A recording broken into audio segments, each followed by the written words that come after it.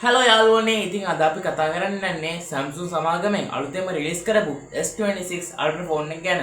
ඉතින් මේකේ ඩිසයින් එක පැත්ත බලනකොට මේක ඩිසයින් එක කරලා තියෙන්නේ ඇලුමිනියම් වලින්. මේක එජස් එහෙම හොඳට කර්ව් කරලා තියෙනවා මේ සැරේ බලා ගන්න පුළුවන් වෙනවා. ඉතින් S26 එකේ thickness එක 7.9 mm වෙනවා. S25 එක 8.2 mm වෙනවා. ඉතින් අපිට S26 එක thickness කියලා කියන්න පුළුවන්. ඉතින් මේ ෆෝන් එකේ weight බලනකොට S26 එක ග්‍රෑම් 214ක් වෙනවා. S25 එක ග්‍රෑම් 218ක් වෙනවා. ඉතින් ඒකෙනුත් S26 එක weight වලින් හොඳයි කියලා අපිට තේරෙනවා. ඉතින් ඊළඟට කතා කරමු අපි මේ ෆෝන් එකේ displays ගැන. ඉතින් මේ S26 Ultra ෆෝන් එකේ display size එක 6.9 inches display එකක් තමයි මේකේ තියෙන්නේ. S25 එකේ තියෙන්නේ 6.9 inches තමයි. ඉතින් මේ කැමරාස් බලනකොට S26 එකේ 200 megapixel wide කැමරා එකක් තියෙනවා. S25 එකේ තියෙන්නේ 200 megapixel තමයි. S26 එකේ ultra wide කැමරා එක 15 megapixel තියෙනවා. S25 එකේ ultra wide කැමරා එක 15 megapixel තියෙනවා. ඉතින් මේ ෆෝන් දෙකේ ටෙලිෆොටෝ ලෙන්ස් බලනකොට ටෙලිෆොටෝ ලෙන්ස් අපිට 10 megapixel ටෙලිෆොටෝ ලෙන්ස් දීලා තියෙනවා. ඉතින් මේ ෆෝන් එකේ ෆ්‍රොන්ට් කැමරා එක ගත්තොත් එහෙම 12 megapixel ෆ්‍රොන්ට් කැමරා එකක් අපිට දීලා තියෙනවා. ඉතින් මේ කැම් වලින් ඔප්ටිකල් zoom කරන්න පුළුවන් 10x වෙනකම්. ඊට පස්සේ ඩිජිටල් zoom එකක් ගත්ත හැකි අපි 100 zoom වෙනකම් විතර ගත්ත හැකි. ඉතින් මේ ඩිජිටල් zoom එකෙන් තමයි අපි 100 යනකම් zoom කරන්නේ. ඉතින් මේකේ බැටරි එක ගැන කතා කරද්දී S26 එකේ mAh 5000ක බැටරි එකක් දීලා තියෙනවා.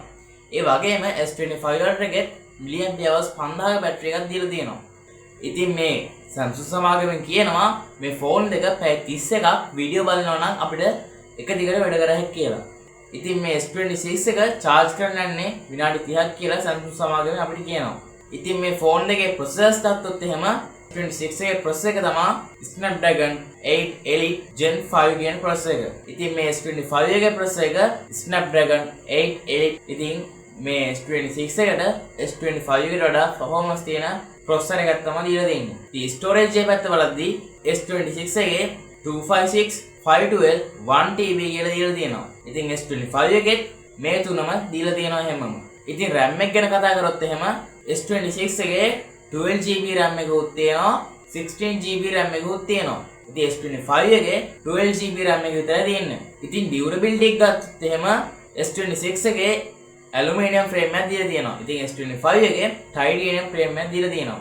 ඉතින් මේ S26 එකට ඇලුමිනියම් ෆ්‍රේම් එකක් දෙන්න හේතුව තමයි S25 එකේ පොඩි හීට් ප්‍රශ්න ටිකක් ආවා. ඒක නිසා Samsung සමාගමෙන් S26 එකට ඇලුමිනියම් ෆ්‍රේම් එකක් දීලා තියෙනවා.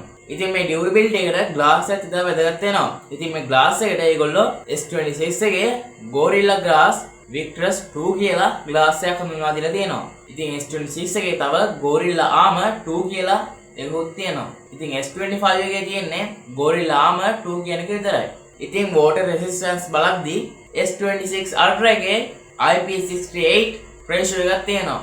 ඉතින් S25 එකේ IP68 ratio එකක් තියෙනවා. ඉතින් මේ දෙකේම එක සමාන water resistance එකක් තමයි තියෙන්නේ. ඉතින් මේකේ S Pen එක දෙකේම තියෙනවා. ඉතින් මේ ෆෝන් දෙකේම connectivity එක 5G තියෙනවා. ඉතින් හොඳ performance එකක් ගත්තා හැකි connectivity එක processor එක ඒ වගේ ගොඩක් දේවල් එකතු වුණාම මේ ෆෝන් එක ගොඩක් බලගත්තු ෆෝන් එකක්.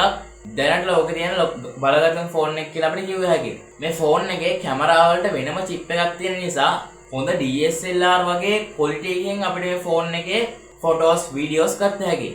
ඉතින් ඔයාලා හිතනවාදී මොකටද අපි මේ ලක්ෂ 7ක් විතර වියදම් කරලා මේ ෆෝන් එකක් ගන්න කියලා.